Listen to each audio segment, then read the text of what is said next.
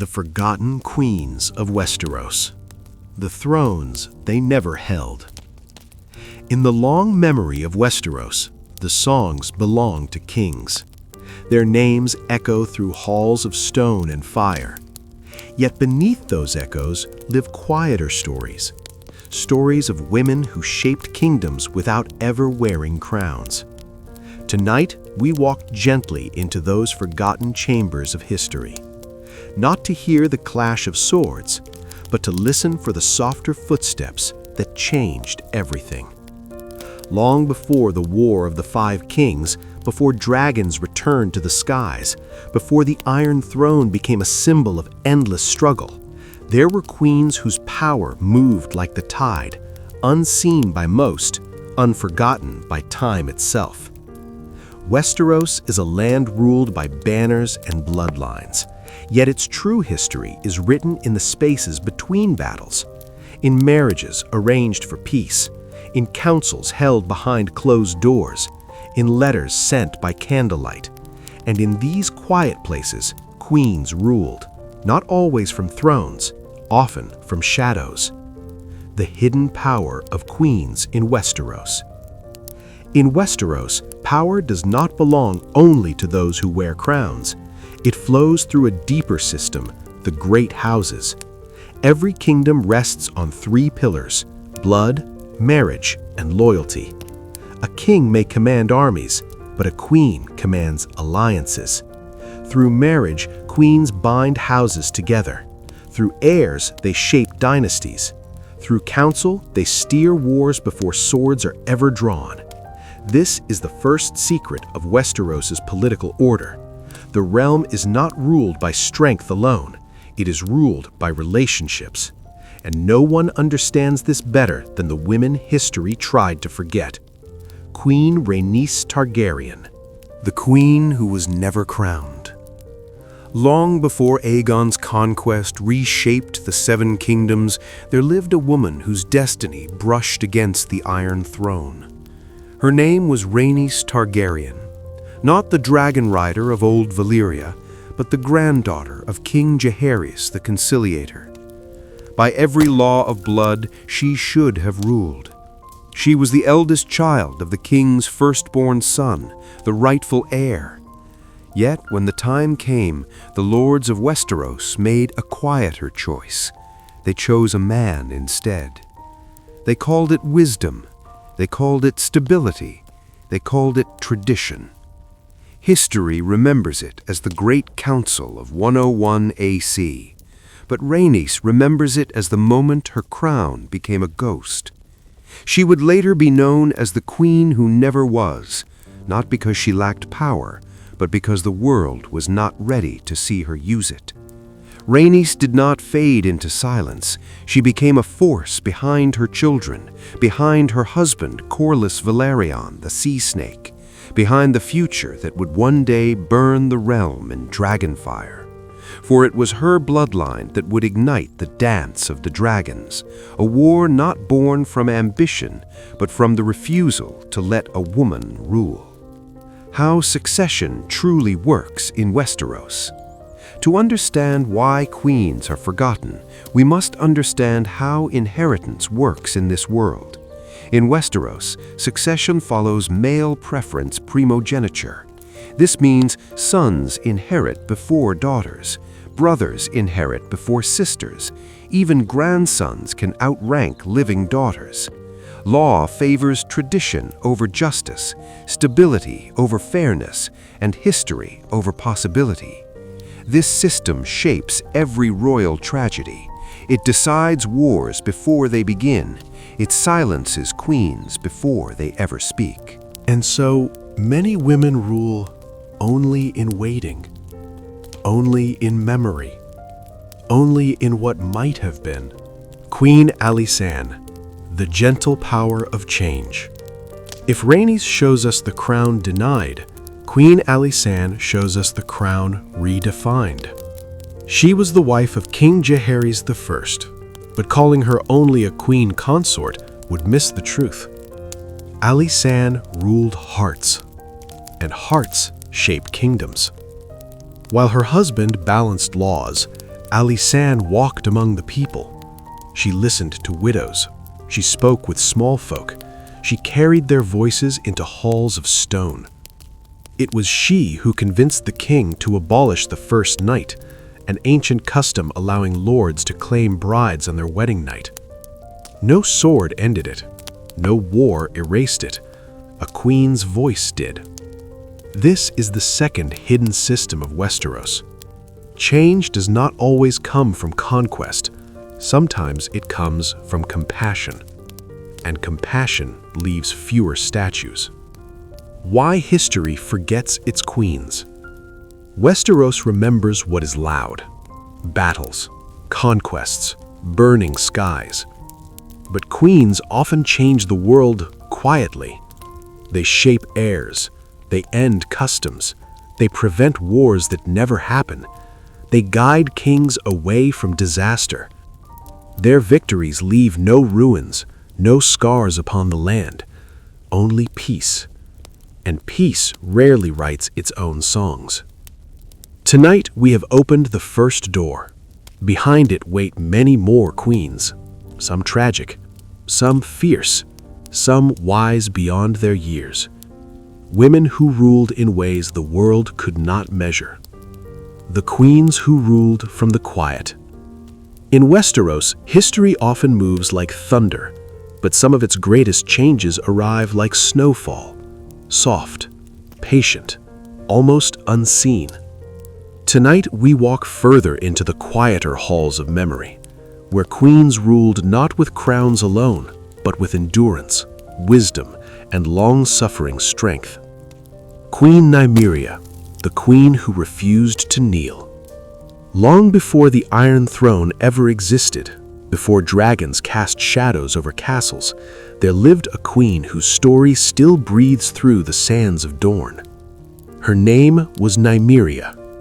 She was not born into Westeros. She arrived as a refugee queen, leading 10,000 ships across the narrow sea, a people without a homeland, a future without certainty. When she reached Dorne, she did not beg for shelter. She forged destiny. Nymeria married Morse Martell, not to become his shadow, but to become his equal. Together, they united the Dornish houses, not by fear, not by conquest, but by agreement. Nymeria burned her ships on the shore, not as surrender, but as promise. She told her people, "We are home now," and in doing so, she created the only kingdom in Westeros that would never kneel to the Targaryens. How power truly works in Dorne. Unlike the rest of Westeros, Dorne follows absolute primogeniture. Here, the eldest child inherits, no matter their gender. Daughters rule as easily as sons. Queens sit on thrones without question. This single difference reshapes everything. In Dorne, women grow knowing leadership is their birthright. They are trained to rule, expected to lead, prepared to decide. Nymeria did not just change borders, she changed culture. And centuries later, her spirit still guides the Sand Snakes, Princess Arianne Martell, and every woman who walks Dornish halls without lowering her eyes. Queen Elia of Dorne, the tragedy of gentleness. Some queens conquer through fire, others rule through kindness. Elia Martell was never meant for war.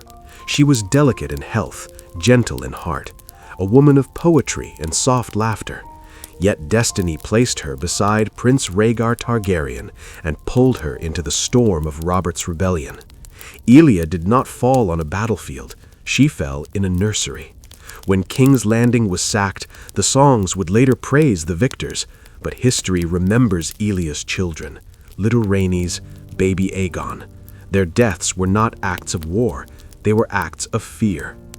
Elia's story teaches us another quiet truth of Westeros. In a world ruled by power, gentleness becomes dangerous, and queens who seek peace often pay the highest price. Queen Rhaena Targaryen, the loneliest dragon. Some queens lose crowns, some lose kingdoms. Rhaena Targaryen lost almost everything. She was the sister wife of King Aegon the Uncrowned. When he died in battle, her life unraveled. She fled across the realm, carried her children through fear, watched her family turn into strangers. Yet Rhaena had one companion who never left her, her dragon. In Westeros, dragons are more than beasts. They are living symbols of legitimacy, power given wings. Rhaena's dragon made her dangerous, even when she held no throne.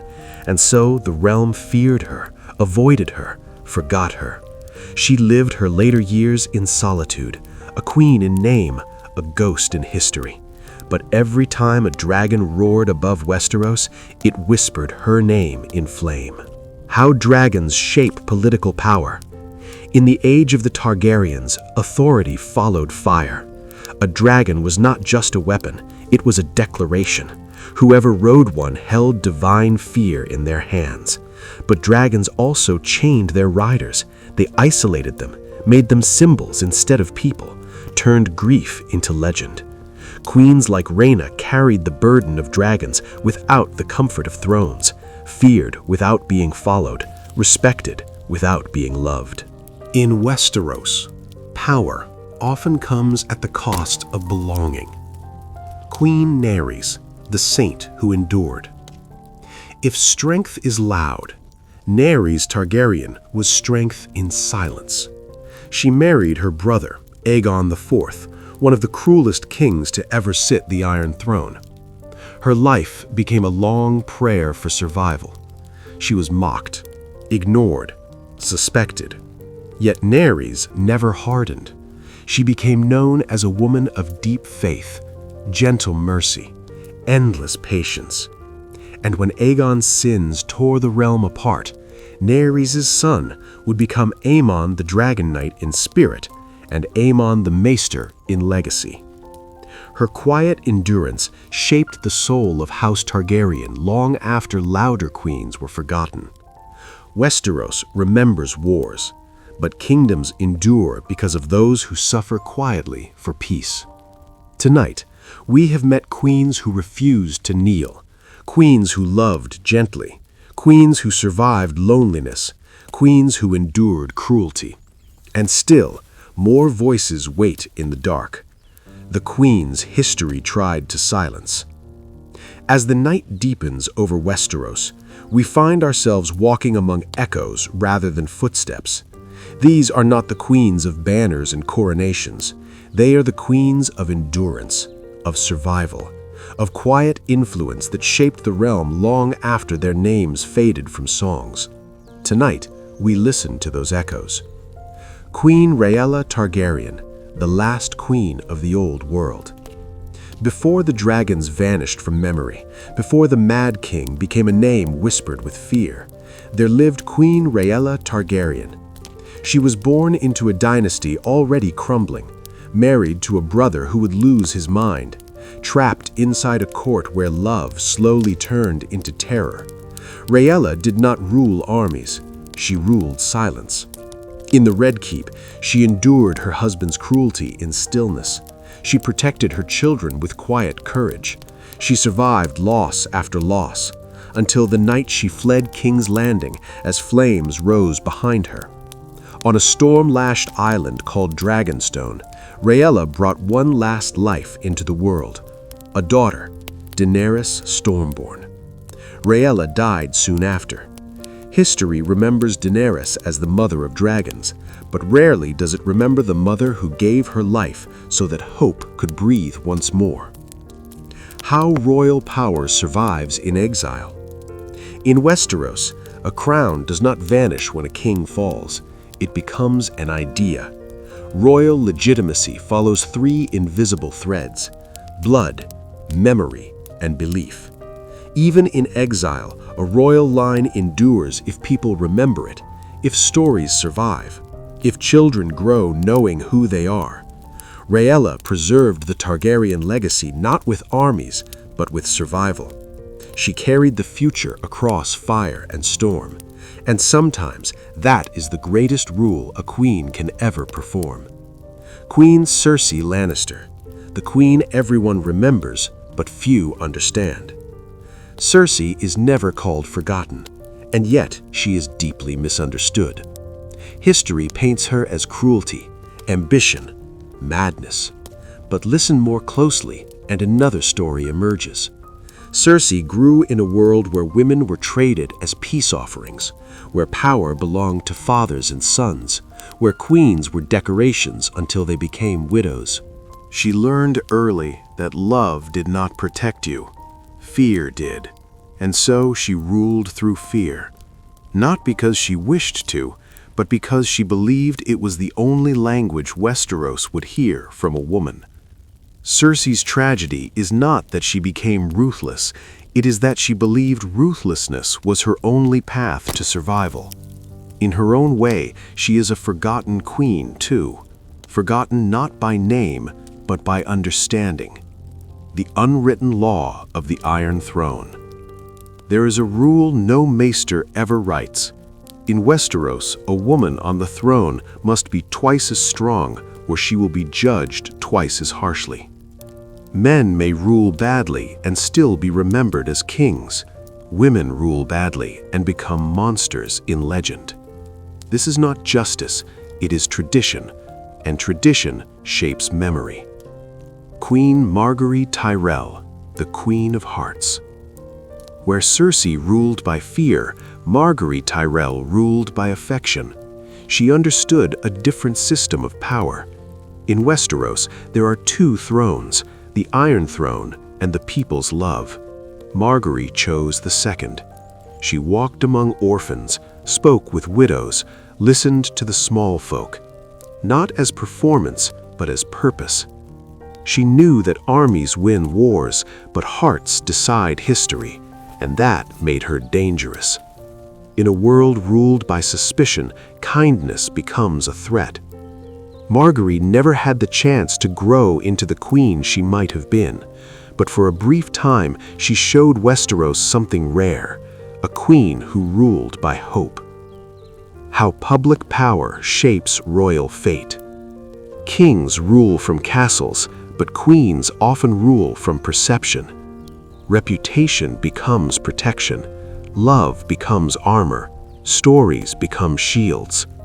Margaery understood this invisible system. Cersei feared it, Rhaella endured it, Nymeria mastered it. Every forgotten queen we meet tonight teaches us the same quiet lesson.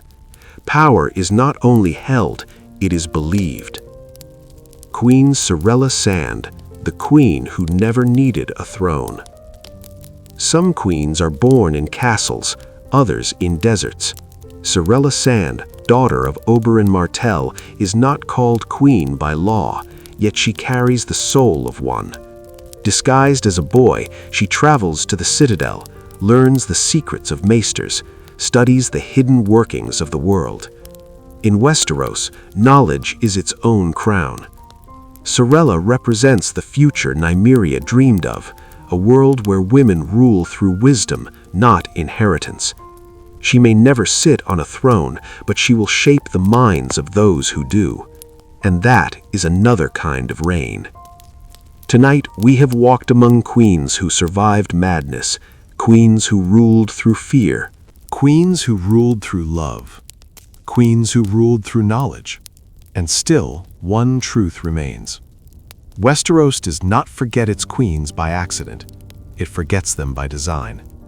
But memory is patient, and in stories like these, forgotten crowns rise once more. The crowns that linger in memory. The night grows softer now, and as it does, the stories of Westeros begin to sound less like battles and more like lullabies told by time itself. We have walked among queens of fire and sorrow, of patience and resolve, of love and loneliness. Now, we step into the quietest part of their legacy, not where their lives ended, but where their influence continued to breathe long after their names faded. Queen Alyssa Velaryon, the mother of a new age. Some queens change the world not by ruling it, but by raising those who will. Alyssa Velaryon never sat on the Iron Throne, yet without her, the future of Westeros would look very different. She was the mother of Viserys I and Daemon Targaryen, two sons who would shape the greatest civil war in Targaryen history. Alyssa was bold. She laughed loudly. She rode dragons without fear. She refused to become small in a world that wanted quiet women. In the halls of the Red Keep, she taught her children courage. But courage without guidance can become fire without direction. When Alyssa died young, Westeros lost more than a queen consort. It lost a stabilizing heart. And years later, the dance of the dragons would show how fragile kingdoms become when gentle strength disappears. How royal education shapes history. In Westeros, kings are born, but rulers are raised. The royal system depends on inheritance of character, not just inheritance of blood. Children of the crown grow inside four invisible forces: expectation, fear, privilege, and isolation. Queens often become the only bridge between these forces and humanity. They teach empathy in stone halls. They offer comfort in rooms filled with duty. They shape rulers before the realm ever sees them. When queens like Alyssa vanish too soon, history feels the absence decades later. Queen Shaera Targaryen, the love that defied the realm. Before madness consumed the Targaryen name, there was Shaera Targaryen. She loved her brother, Jaehaerys II, not because tradition demanded it, but because her heart chose him. In a court built on arranged marriages, Shaera dared to marry for love. The lords of Westeros whispered. The small folk wondered. The crown quietly allowed it. And for a moment, love ruled where politics usually reigned. Shaera became queen in gentler times. Yet her greatest legacy was not policy. It was proof that even in the harshest systems, the human heart still finds a way to speak. Her son would grow into the Mad King, and history would forget the softness that once lived in his bloodline. The fragile balance of Targaryen rule. The Targaryens did not rule by armies alone. They ruled by myth. Dragons made them gods in mortal form, but gods still need stories to survive. Every generation depended on perception. Strength without compassion led to fear. Compassion without strength led to weakness. Queens often stood at the center of this balance. They softened fire. They steadied crowns. They humanized legends. When that balance failed, so did the dynasty. Queen Joanna Lannister, the woman behind the lion. Before Tywin Lannister became the cold architect of power, there was Joanna. She was his wife, his closest friend, the only soul who could soften him. Joanna never wore a crown, yet she ruled the heart of the most powerful man in Westeros. When she died giving birth to Tyrion, something inside Tywin died too. Love turned to pride. Warmth turned to stone. Joanna's absence shaped the future of House Lannister more than any war. It reminds us of another quiet truth. Some queens rule kingdoms, others rule kings, and when they are gone, entire dynasties change their course. The invisible system of influence. In Westeros, power has many faces. There is the visible power of swords, the official power of crowns, and the invisible power of presence. Queens often live in this third realm. They influence decisions before they become laws. They guide emotions before they become commands. They shape futures before they become history. This is why so many queens feel forgotten. Their victories leave no monuments, only outcomes. Peace where war might have been. Mercy where cruelty might have ruled. Wisdom where pride might have burned. As we draw closer to the heart of this story, one truth begins to glow softly in the dark. Westeros was never ruled by kings alone. It was ruled by women whose names faded while their influence endured. The echoes that refuse to fade. The night in Westeros grows quieter now, not because the stories have ended, but because they have settled into the deep places where memory lives. We have walked beside queens who ruled in fire and queens who ruled in silence, yet one truth still waits to be spoken gently. A queen is never truly forgotten. She is simply remembered in different ways. Tonight, we listen to those echoes. Queen Arianne Martell, the heir who refused to wait. In Dorne, the future does not whisper, it walks boldly. Arianne Martell grew up knowing something rare in Westeros. She was not waiting to rule, she was meant to rule. As the eldest child of Prince Doran, the laws of Dorne promised her the throne. Yet when she felt her future slipping into uncertainty, Arianne did not stay silent. She plotted, she risked, she almost started a war. Not from ambition alone, but from fear of becoming another forgotten woman in a world ruled by delay. Arianne's story shows us a new kind of queen, not one erased by tradition, but one who challenges it before it can erase her. She stands at the edge of old Westeros and new, a reminder that forgotten queens are not only behind us, some are still fighting to be remembered. How inheritance shapes identity. In most of Westeros, birth decides fate, but in Dorne, fate shapes identity. Children grow not wondering if they will lead, but how they will lead. This system creates a rare confidence in women of power. They do not ask permission to rule, they prepare to rule. Arianne is the living proof of Nymeria's ancient dream, a queen raised not in waiting, but in becoming. Queen Selyse Baratheon, the Queen of Faith.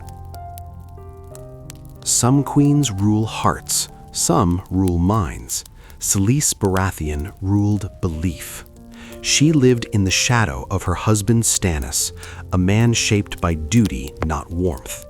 In that cold space, Selyse found meaning in faith. She turned to the Lord of Light, to prophecy, to sacrifice. History remembers her with discomfort, even judgment, but in truth, Selyse rolled something few queens ever touch: conviction. In a land where crowns fall easily, belief becomes its own throne. Selyse teaches us another quiet lesson. When women lack power in the world, they often seek it in meaning, and meaning can move armies just as surely as steel. The spiritual power of queens. In Westeros, religion rarely rules openly, but it always listens. The faith of the Seven, the old gods, the Lord of Light, these forces shape fear and hope alike. Queens who align with belief become bridges between heaven and crown. Sometimes they bring peace, sometimes they bring fire, but they are never powerless. Faith turns whispers into commands and prayers into law. Queen Lysa Arryn, the tragedy of protection. Some queens fight wars, some fight fear. Lysa Arryn ruled the Vale not through banners, but through doors that never opened. After loss hardened her heart, she built a kingdom around one idea: safety. She kept her son close, too close. She locked the Eyrie against the world, turned love into isolation. History remembers her as weak, as unstable, but listen closer. Lysa was a queen who lost too much too soon and tried to protect what remained by building walls no one could cross. In Westeros, protection can become another form of power, but when fear leads it, that power turns inward, and queens who mean to save often end up alone. The quiet pattern of forgotten queens. As these stories gather around us, a pattern begins to emerge. Forgotten queens are not forgotten because they failed. They are forgotten because they ruled differently. They ruled through patience instead of conquest, endurance instead of glory, love instead of fear, belief instead of banners, protection instead of expansion. History prefers the noise of victory, but kingdoms survive on quieter things. Tonight we have listened to echoes still shaping the realm. Queens who live in daughters, queens who live in laws, queens who live in belief, queens who live in memory. Their stories are not endings, they are continuations, and there is still one final place we must visit, not in the past, but in the meaning of all these forgotten crowns, where memory becomes a kingdom. The world of Westeros grows very quiet here, not the silence of endings, but the silence that comes just before understanding. We have walked with queens who shaped realms. We have listened to echoes that refuse to fade. Now we stand in a gentler place, where stories stop being history and begin becoming meaning. The unseen throne. In every castle of Westeros, there is a throne no one speaks of. Not made of iron, not guarded by knights, not claimed by blood. It is the throne of influence. This is where forgotten queens truly ruled. They sat there when they advised sons, when they calmed husbands, when they softened laws, when they protected heirs, when they prevented wars that never appear in songs. This throne leaves no coronation, no banners, no statues, but it decides futures. Queen Mage Mormont, the bear who ruled without ceremony. Far in the cold north, there lived a woman who never wore silk. Mage Mormont, the she-bear of Bear Island. She ruled not from a castle of marble, but from stone halls that smelled of wind and sea. Mage was never crowned queen, yet her people followed her like one. She raised daughters who became warriors, leaders, voices of the north. In a land where women were often told to wait, Mage taught her children to act. She shows us another truth of forgotten queens. Some queens rule not through titles, but through example. And example endures longer than crowns. How leadership truly forms in Westeros. Westeros teaches us leadership through inheritance, but reality tells another story. True authority grows from three quiet roots: respect, consistency, and courage. Mage Mormont had no royal blood, yet she had all three.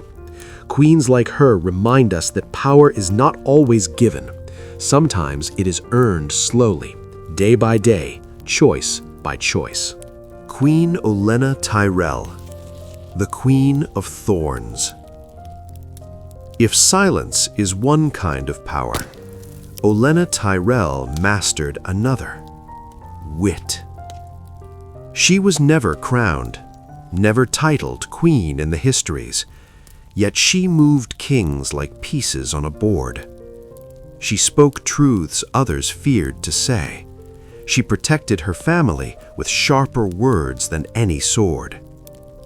Olenna ruled the most dangerous realm in Westeros, the realm of consequences, where one sentence could change alliances, where one secret could end dynasties. She proves that some queens do not need thrones. They need timing and courage to speak when others remain quiet. The politics of whispers. There is a hidden system in Westeros no maester teaches. Not the laws of kings, not the customs of houses, but the economy of secrets. Information moves faster than armies. Rumors wound deeper than blades. Truth reshapes power without leaving scars. Queens who master this realm become legends without crowns. Olenna ruled here. So did Alysanne. So did Nymeria. So did every forgotten queen who understood that words can change the world more gently and more permanently than fire. Why these stories matter. We do not tell these tales to rewrite history. we tell them to listen more closely to it. Because when we only remember kings, we misunderstand kingdoms. Westeros was never shaped by iron alone. It was shaped by patience, by endurance, by voices that never shouted, by hands that steadied crowns instead of seizing them. Forgotten queens remind us of something deeper than lore. They remind us that power does not always roar. Sometimes it breathes. We have almost reached the quiet heart of this journey, but not yet the ending. There is one more space to walk through, not in time, but in understanding.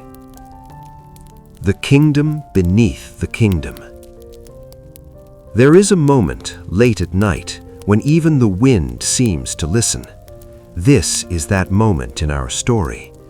We have spoken of queens who ruled through fire, through faith, through wisdom, through endurance. Now we come to the quiet truth that lives beneath all of them. Westeros has always had two kingdoms, one written in banners and blood, and one written in patience and memory. Tonight, we walk in the second. The hidden realm of women's power.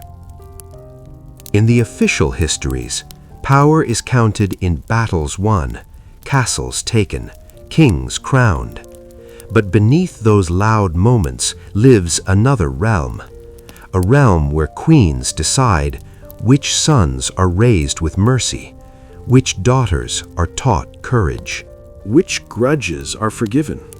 Which wars are never allowed to begin? This is the kingdom beneath the kingdom. It has no borders, yet it touches every throne. Queen Betha Blackwood, the hearth of the dragon. Few remember Betha Blackwood, yet without her, the Targaryen line would have felt far colder. She was the wife of Aegon V, the king who once walked among small folk. Betha was not born for courtly games. She brought warmth into a house built on pride. She raised her children not as distant royals, but as human beings. One of them would become the father of the Mad King. Another would shape the future of Westeros through quiet choices. Betha's reign was never loud, but it was deeply felt. She ruled the hearth, and sometimes that is where kingdoms are truly formed. How family shapes the fate of empires. In Westeros, wars often begin in councils, but their roots grow in nurseries. Children of the crown grow surrounded by expectations too heavy for young shoulders, love too rare to trust, duty that arrives before joy. Queens often become the only shelter from that storm. They teach laughter where fear dominates. They teach kindness where power threatens to harden hearts. Betha Blackwood shows us something precious. The fate of empires is often decided not by swords, but by bedtime stories. Queen Jane Westerling, the queen who lost everything quietly. Some queens lose crowns, some lose kingdoms. Jane Westerling lost her future. She became queen only for a moment, a young girl swept into love with Robb Stark, a marriage born from compassion, not strategy. And for that softness, she paid a terrible price. Robb died, her crown vanished, her life returned to silence. History remembers Robb's fall. Rarely does it remember the girl who carried his last name. Jane teaches us one of the saddest truths of Westeros. Sometimes queens are forgotten because their reigns end before they can even begin. The fragility of women's legacies. In Westeros, a man can fail and still leave a legend.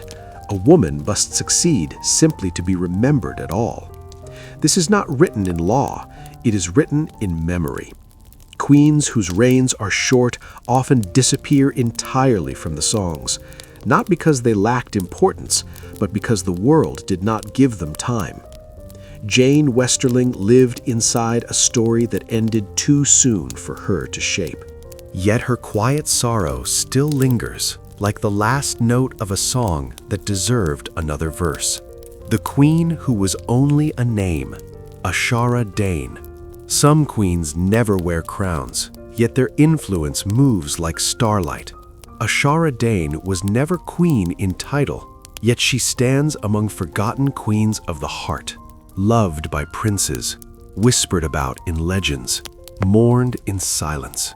Her life remains a mystery, her death a question, and sometimes mystery becomes its own form of rule.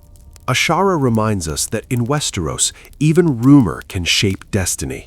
Stories about women often outlive their truths, and those stories become another kind of crown. The soft law of memory. Here is the quietest law of Westeros. Battles decide who rules today, but memory decides who rules forever. Forgotten queens may lose their thrones, but they do not lose their influence. They live in customs, in laws that favor daughters, in traditions that soften cruelty, in stories that teach compassion. They become part of the air the realm breathes. We are now very close to the end of our journey. Only one final path remains, not through history, not through legend, but through reflection, the gentle weight of crowns. We move softly now, as if the halls of history themselves have begun to whisper, not to rush us toward an ending, but to remind us why we came here at all. We came to listen, not to the thunder of kings, but to the steady heartbeat of queens, whose influence never needed a crown to endure. The long memory of the realm. Westeros forgets quickly, but it remembers deeply. It forgets faces, yet it remembers choices. Every law that favors mercy, every custom that honors daughters, every moment a war does not begin. These are the fingerprints of forgotten queens. They are written not in stone, but in the rhythm of the realm. Queen Rhaenys, remembered by the wind. Long after her crown was denied, Rhaenys Targaryen became something greater than a queen.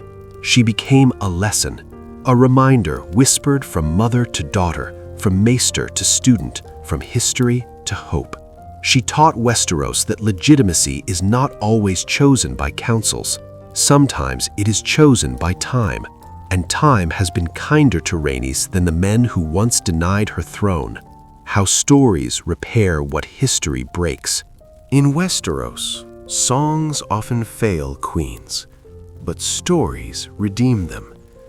Stories allow us to return to moments of injustice and soften them with understanding. They give voice to silence, meaning to endurance, honor to patience. And through storytelling, forgotten queens become remembered not as footnotes, but as foundations. Queen Alysanne revisited, the law that still breathes. Centuries may pass, dynasties may fall, yet Alysanne's greatest victory still lives. Every time a young bride walks safely into marriage without fear of ancient cruelty, the queen who ended the first night still rules. No banner bears her name, yet every protected daughter carries her legacy. This is the quiet miracle of forgotten queens. Their victories survive, even when their names fade. The shape of true power. Power is often imagined as something taken, a crown seized, a city conquered, a throne defended by blades. But the power of queens shows us another shape. Power can also be something given. Given to children, given to future generations, given to a world not yet ready to thank you. This is the power that endures longest. The kingdom we carry forward. As listeners, we become part of this story. Every time we remember a forgotten queen, we rebuild a small piece of the world she once shaped. We carry forward Nymeria's courage, Alysanne's compassion, Rhaenys' quiet dignity, Rhaella's sacrifice, Marjorie's hope, Olenna's wit, Maege's strength, Betha's warmth, not as names alone, but as values, and values shape kingdoms longer than crowns ever could. The quiet after the storm. We remain in that gentle space between memory and meaning, not at the ending yet, only at the place where stories slow their breath and begin to sound like wisdom. Tonight, we listen a little longer. Queen Arya Targaryen, the child who carried a crown too soon. Some queens are forgotten not because they ruled quietly, but because the world never gave them time to grow. Arya Targaryen was crowned in name while still a child, a queen of symbols, a queen of expectations far heavier than her years.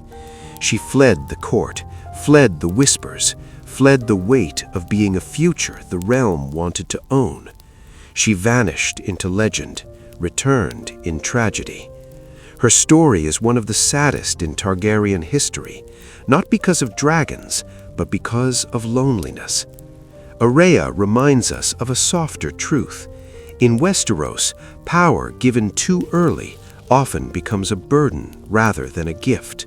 And queens who grow in the shadow of crowns sometimes never get to grow at all. How titles shape identity. In the Seven Kingdoms, names become destinies. When a girl is called princess, she is taught obedience before she is taught joy. When she is called queen, she is taught duty before she is taught herself. This is the hidden system of identity in Westeros. Titles shape children long before children understand titles. Arya's tragedy teaches us that sometimes the kindest crown is the one never placed.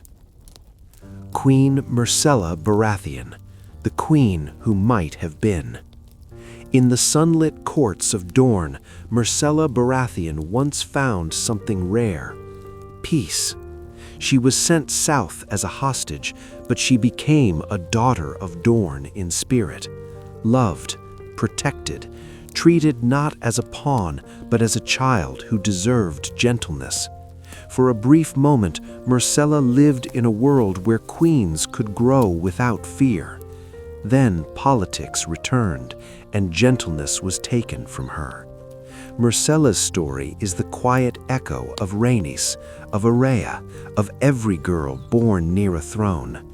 Queens are often not shaped by ambition, they are shaped by the expectations of others, and those expectations rarely ask what the queen herself desires. The political system of hostages. In Westeros, children of noble blood are often traded as living treaties, hostages in name, promises in practice. This system keeps peace through vulnerability. A child's safety becomes a guarantee, a family's fear becomes stability. But for queens in waiting, this system teaches a cruel lesson early. You are not only loved, you are also leverage, and that knowledge shapes how softly or how fiercely a queen learns to rule. Queen Rhaenys Velaryon, the flame that still burns. Long after history tried to quiet her, Rhaenys Velaryon returned to the skies, older now, wiser, still unbent. She did not claim the Iron Throne, but she claimed something rarer: dignity. She rode her dragon not for conquest, but for truth. And in the great conflict that would tear House Targaryen apart, Rhaenys chose to stand not because she craved power, but because she refused to let injustice go unanswered. She teaches us that forgotten queens do not always fade. Some wait, and when they rise again, they rise not for crowns, but for meaning. The long arc of justice in Westeros. Westeros is slow to change, but it does change. Not through single wars, but through generations. Every forgotten queen adds something to that arc. A law becomes kinder, a custom softens, a daughter is raised differently. Rhaenys did not win her throne, But she won something more lasting. She changed how the realm thinks about women who lead. And that change moves quietly, like the turning of stars. The stillness before closure. We have walked through centuries of memory now. We have listened to queens who ruled with fire, with faith, with wisdom, with patience, with love. The lamps that still burn. We stay a little longer in this gentle place, not because the story is unfinished, but because some stories deserve to breathe before they rest. Tonight, we light a few more quiet lamps in the long hall of memory. Queen Helaena Targaryen, the dreamer in the storm. Among the fire and fury of the Dance of the Dragons, there lived a queen who did not belong to war. Helaena Targaryen lived in dreams. She spoke softly, listened deeply, saw things before they happened. In a court where ambition ruled every breath, Helaena carried the burden of knowing what sorrow waited ahead. Yet no one truly listened. Her visions were treated as odd whispers, as gentle madness. But in truth, Helaena was one of the realm's rarest figures, a queen who understood fate but could not change it. Her tragedy teaches us something tender.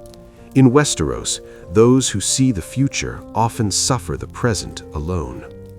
How prophecy shapes power. Magic in Westeros does not shout. It murmurs, dreams, signs, half-spoken warnings. Those who rule by prophecy walk a fragile path. Belief can guide wisely or destroy mercilessly. Queens like Helaena remind us that knowledge without authority becomes sorrow rather than strength. She did not rule kingdoms, but she carried truths kings refused to hear.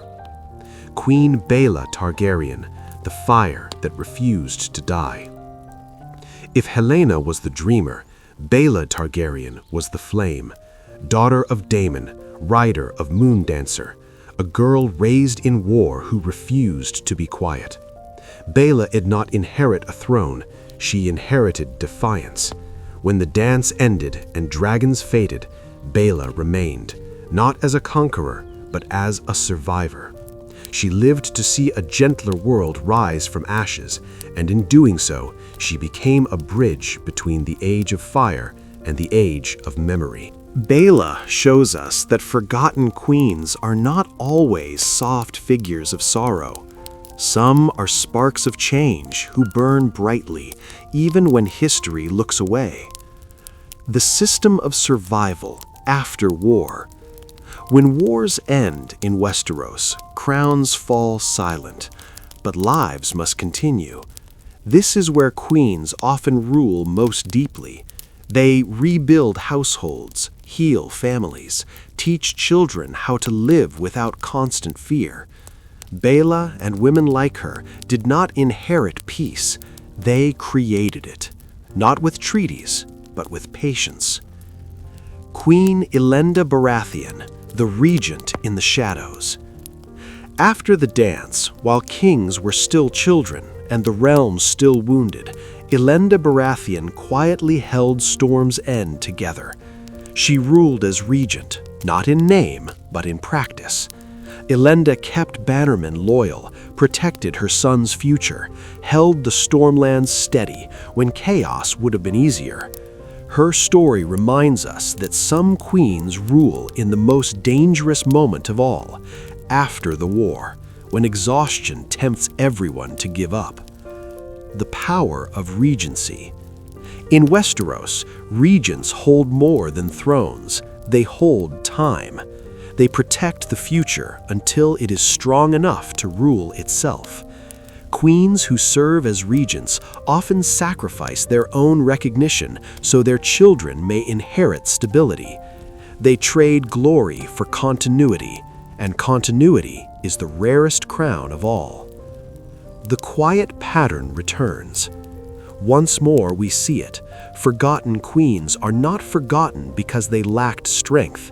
They are forgotten because their strength took forms that history finds difficult to celebrate. Healing instead of conquering, waiting instead of seizing, protecting instead of expanding. Yet these are the forces that keep realms alive long after wars are over. The soft light before rest. Just a little more then. We will walk slowly, as all good endings should, not toward silence yet, only toward a gentler kind of understanding. The queens who lived between the lines. There are names in Westeros that never enter the songs, not because they were unimportant, but because their stories lived between louder moments, between wars, between reigns, between dynasties. These are the queens who ruled in pauses, when one king died and another was not yet ready, when a realm waited for direction, when fear was thick in the air. They did not conquer history, they held it together. Queen Rohan Weber, the spider who built a house. Long before the 7 kingdoms became one realm, there lived Rohan Weber. She ruled her lands with patience and strategy, not through cruelty, but through foresight. Later, she would become the matriarch of House Lannister itself, the quiet architect of the family that would one day dominate Westeros. Rohan shows us something important. Some queens rule generations they will never see. They plant trees whose shade belongs to the future. Her power was not visible, but it was permanent. How dynasties are truly built. We often think dynasties rise through conquest, but most endure through structure, through careful marriages, through steady inheritance, through women who shape households long before men shape borders. Rohan Weber did not lead armies, she led legacies, and that may be the strongest kind of leadership of all. Queen Aemma Arryn, the queen of quiet sacrifice. Aemma Arryn never ruled long, but she ruled deeply. Her life was defined by expectation, by the need to produce heirs, by the pressure of continuing a dynasty.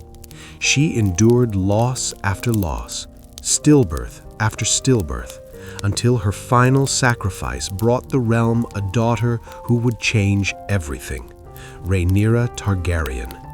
Aemma did not live to see her daughter grow, but her pain shaped the future of Westeros. Sometimes the most forgotten queens are those whose entire reign is written in sacrifice rather than triumph. The cost of continuity. In Westeros, queens often pay the price for stability. They carry children so realms may survive. They endure silence so peace may hold. They fade so others may rise. This is the hidden tax of monarchy, paid not in gold, but in lives. And yet those lives still matter, even when history forgets to say so. The final pattern. As we stand here just before rest, a single pattern glows softly. Forgotten queens are not forgotten because they failed. They are forgotten because they gave. They gave comfort. They gave continuity. They gave futures. And the world, busy celebrating conquerors, often forgets to thank its caretakers. But stories remember, and tonight, so do we. The quiet circle of queens. We will go on a little longer, slowly, as if each step is a candle being placed along the path, because some journeys deserve more light before they finally rest. The queens who kept the world turning. Not every queen in Westeros lived near the Iron Throne. Some ruled far from King's Landing, far from the songs, far from the histories written by maesters. Yet their hands kept the realm turning. They ruled winter keeps while kings rode to war. They guarded children while banners burned. They kept households alive so kingdoms would still exist when the battles ended. These queens were not crowned by ceremony. They were crowned by responsibility, and responsibility leaves no monuments. Lady Mage's sisters, the mothers of the North. On Bear Island, women did not wait behind walls. They ruled in storm winds. They raised daughters who carried swords. They taught sons to respect strength wherever it lived. These women were never called queens, yet they ruled their people's hearts. In the North, power has always looked different. It is quieter, harder, more enduring. The queens of the North did not wear silk, they wore courage, and courage needs no crown. Geography shapes power. Westeros is not one kingdom, it is many worlds stitched together. In the South, power shines in gold. In the North, it survives in stone. In Dorne, it walks in sunlight. In the Vale, it hides in the sky. Queens adapt to the land they rule. Some become diplomats, some become warriors, some become protectors of tradition. Their strength is shaped by mountains, deserts, and seas, and so is their memory. Some queens are remembered in songs, others in survival. Queen Alanis Harlow, the Sea Queen of Silence. On the Iron Islands, Alanis Harlow ruled in a way few noticed. While men chased glory on the waves, she kept the heart of her house steady. She was the sister of Balon Greyjoy, the mother of Theon and Asha. Her life was shaped by loss, by storms, by sons taken from her arms, yet she endured. In a culture that worshipped iron and salt, Alanis lived by something rarer: patience.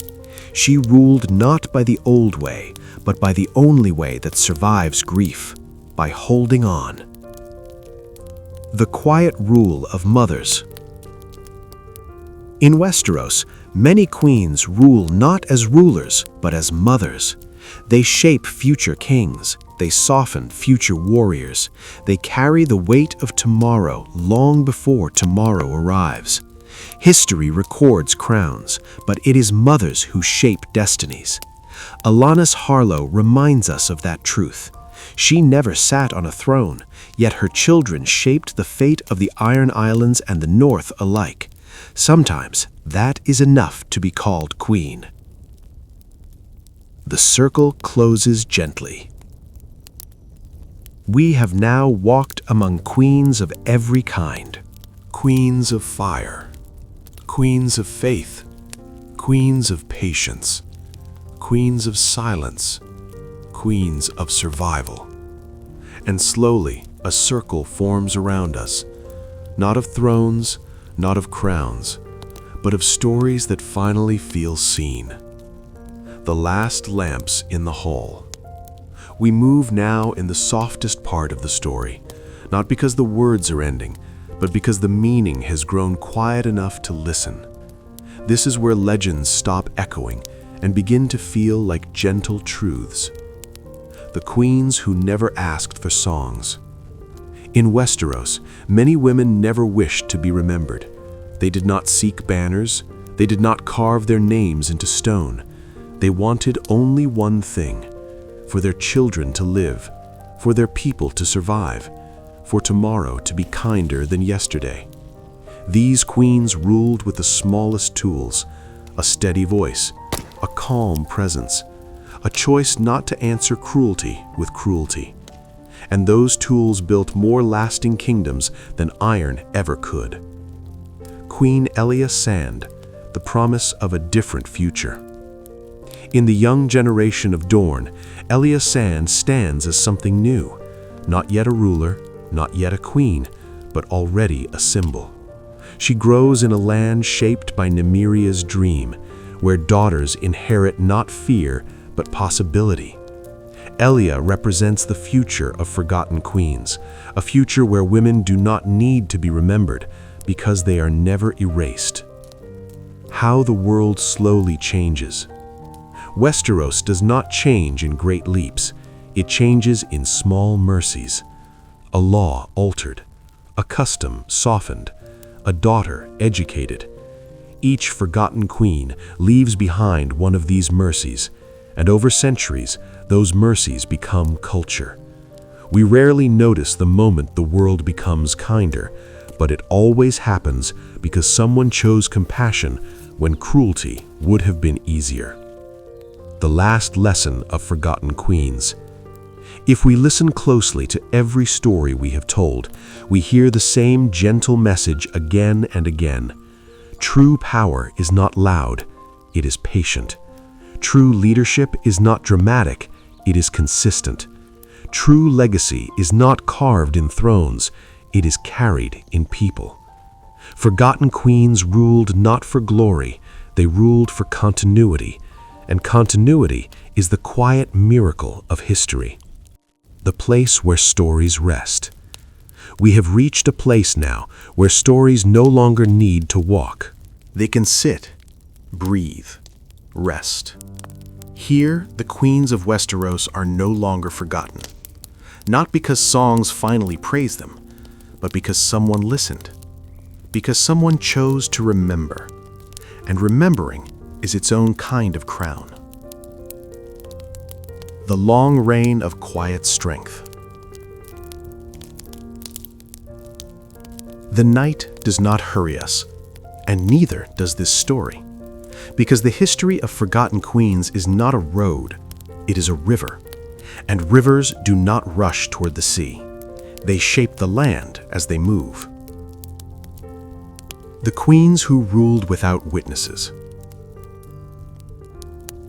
Some queens ruled in castles filled with banners. Others ruled in rooms where only candlelight listened. These were the queens of correspondence, of whispered counsels, of private grief carried in public silence. They wrote letters that stopped wars before they began. They persuaded husbands when advisors failed.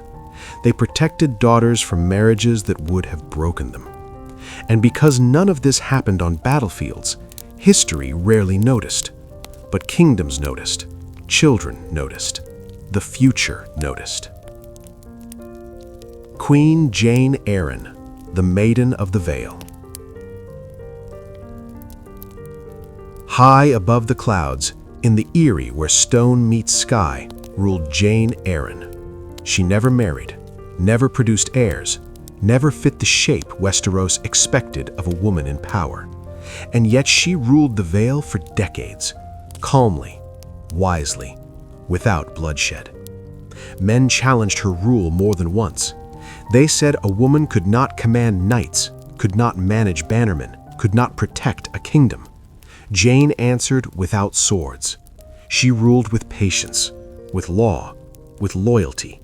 And in doing so, she became one of the longest ruling leaders in the realm. But songs forget her, because there was no great war, no dramatic downfall, no tragedy, only peace. And peace is the hardest story to tell. The system of legitimacy. In Westeros, legitimacy is not only about blood, it is about acceptance. A ruler becomes real not when crowned, but when obeyed. Queens like Jane Eyre prove something quietly radical. Authority does not come from gender. It comes from consistency, from fairness repeated, from stability maintained, from trust built over time. And trust builds kingdoms stronger than any dragon ever could. Queen Sansa Stark, the queen who learned to wait. In the cold halls of the North, another forgotten queen began to take shape. Not forgotten in name, but forgotten in how much she endured. Sansa Stark did not conquer her way to power. She survived her way there. She learned courts through cruelty. She learned politics through pain. She learned leadership through watching men destroy themselves. By the time she wore a crown, she understood something few rulers ever do. Power is not about commanding others. It is about protecting them from those who command too much. Sansa represents a new generation of queens. Queens shaped not by tradition, but by experience. And experience, when carried gently, becomes wisdom. The quiet architecture of survival. Queens like Sansa teach us another hidden system of Westeros. Survival is political education. Those who endure cruelty often become leaders who refuse to repeat it. This is how the world changes, not in revolutions, but in cycles slowly broken. Every forgotten queen breaks one small cycle. A daughter is treated better. A law becomes kinder. A ruler becomes gentler. And history shifts its weight without ever announcing the movement. The mothers of tomorrow. The story deepens now, not into crowns, but into cradles. Because the future of Westeros has always begun not in thrones, but in nurseries. The women who raised kings. Before every king, there was a woman who shaped his first understanding of the world. Some taught mercy, some taught pride, some taught fear, some taught compassion. And those lessons followed kings longer than any banner ever did. Queen Diana Dane, the flame that was never claimed. Few remember Diana Dane, yet her blood flows through House Targaryen itself. She was the mother of Aegon the Unworthy, a king remembered for cruelty. But what history forgets is that Diana did not raise a monster. She raised a child in a court that corrupted him later. Queens often get blamed for the failures of kings, but rarely credited for the years before power twisted them. Diana reminds us that motherhood in monarchy is not creation of destiny, it is protection from it as long as possible.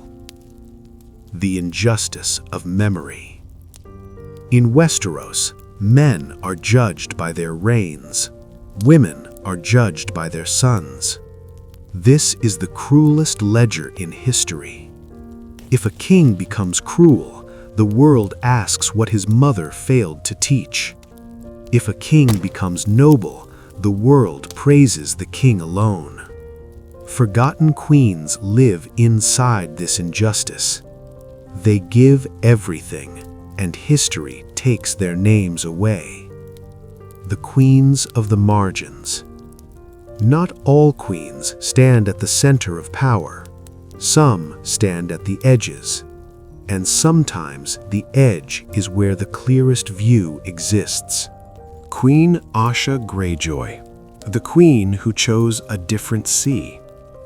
Asha Greyjoy was raised in a world that worshipped conquest, salt, steel, raids. But she dreamed of ships that carried trade, not war. She was mocked for it, challenged for it, denied for it. Yet Asha ruled something rare: vision. In a culture chained to the past, she looked toward a gentler future. That makes her a forgotten queen of possibility. Because not all queens rule what exists, some rule what could be. How change begins at the margins. Westeros changes slowly at its center, but quickly at its edges. Dorne changed inheritance. The North changed leadership roles. The Iron Islands began questioning old ways. Queens often stand at these margins, where tradition loosens, where new paths appear. Forgotten queens are often pioneers whose names vanish once their ideas become normal. The weight of being remembered. There is something heavier than being forgotten. It is being remembered incorrectly. Queen Catelyn Stark, the mother history misjudges. Catelyn is remembered for mistakes, for fear, for grief, but rarely for love, rarely for the strength it takes to hold a family together in a breaking world. She was not queen by crown, but she was queen by devotion. And devotion is rarely celebrated in histories of war. Yet without women like Catelyn, houses fall apart before enemies ever arrive. She ruled the space between hearts, and hearts hold kingdoms together. The emotional system of power. There is a system in Westeros no maester records, the emotional economy. Who is loved, who is trusted, who is mourned. Queens rule this realm. They shape loyalty before banners rise. They shape grief after wars end. They shape memory long after crowns fall. And memory, in the end, is the longest reign of all. The deepest quiet. Just one more stretch of the road then, not an ending, not yet, only the deepest place of calm before the story one day chooses to rest. The queens who carried time itself. There are rulers who shape years, and there are rulers who shape eras. Forgotten queens belong to the second kind. They do not change what happens tomorrow. They change what becomes possible a century later. They move history the way the moon moves tides, without sound, Without spectacle, with patience so deep it feels eternal. Queen Rhaenys of old, the first shadow of the throne. Long before iron thrones in 7 kingdoms, before dragons ruled the skies of Westeros, there were queens whose names barely survive at all. In the Age of Heroes, women ruled riverlands, forests, and hills. They were not called queens in the way we now understand. They were called keepers. Keepers of land, keepers of people, keepers of peace. Their rule left no castles, but it left something stronger: tradition. Every forgotten queen we have spoken of tonight walks in the footsteps of these ancient women. They are part of a lineage older than crowns. The first system of power. Before crowns, there was care. Before banners, there was belonging. Before kingdoms, there were communities. The earliest queens ruled not by decree, but by trust, and that system never vanished. It only went underground. Forgotten queens inherit this ancient way of leading. They rule through presence, through steadiness, through being the person others lean on when everything else falls apart. Queen Shara Arryn, the builder of peace. High in the Vale, long before Jane Arryn, ruled Shara Arryn. She defended her lands not with armies, but with diplomacy. When enemies gathered at her gates, she met them with calm words instead of raised blades. She did not expand her realm, she preserved it. In a world obsessed with conquest, Shara chose endurance, and endurance is the longest form of victory. The hidden mathematics of rule. In Westeros, wars are easy to count. Battles have dates, deaths have numbers, victories have names. But peace has no ledger. How do you measure a war that never happened, a rebellion that never rose, a child who never became an orphan, a kingdom that never burned? This is the arithmetic of forgotten queens. They rule in outcomes no one can see, and because no one sees them, history never learns to praise them. The long sleep of power. Some rulers rest in tombs, others rest in memory. Forgotten queens rest in habits, in the way daughters are raised, in the way wives are treated, in the way rulers listen before commanding. They become part of how the world works without anyone remembering who began it. This is the deepest form of reign, to rule so completely that your name is no longer needed. The last truth before silence. If we listen to every story we have told, from Nymeria to Alysanne, from Rhaenys to Sansa, from Helena to Jane Arryn, one truth rises gently above the rest. Forgotten queens were never truly forgotten. They were simply absorbed into the world. Their courage became custom. Their mercy became law. Their patience became tradition. And tradition is history that no longer needs a storyteller. Where forgotten queens finally rest. The night has carried us far, through centuries of fire and shadow, through halls where crowns gleamed, through rooms where courage whispered. Now we arrive at the quiet place every story deserves. Not an ending that closes doors, but an ending that leaves windows open to memory. In Westeros, thrones are made of iron, but legacies are made of people. We have walked beside queens who never wore crowns, queens who ruled from behind curtains, from council tables, from nurseries, from letters written in steady hands. They did not conquer cities, they kept them. They did not shout orders, they guided hearts. They did not carve names into stone, they wove their names into time. Some of them were denied thrones, some were given crowns too early, some lost everything and still stood. Some never ruled at all, yet ruled more deeply than kings ever did. Nymeria showed us courage that builds nations. Alysanne showed us compassion that becomes law. Rhaenys showed us dignity that outlives injustice.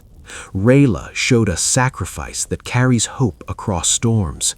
Marjorie showed us kindness that frightens tyrants. Olenna showed us truth spoken at the perfect moment. Mage showed us strength without ceremony. Betha showed us warmth that shapes dynasties. Sansa showed us patience that becomes wisdom. Helena showed us sorrow that still holds truth. Baela showed us fire that survives the ashes. Jane Arryn showed us peace that history forgets to sing. And so many others walked beside them, their names quieter, their influence louder than memory itself. Westeros will always remember its kings, but kingdoms endure because of queens. Not only the queens who sat on thrones, but the queens who sat beside cradles, beside councils, beside wounded hearts, beside frightened children who would one day rule. They are the reason wars ended sooner, the reason laws softened, the reason daughters learned to stand tall, the reason sons learned to listen. So tonight we do something history rarely does. We place no crown on their heads.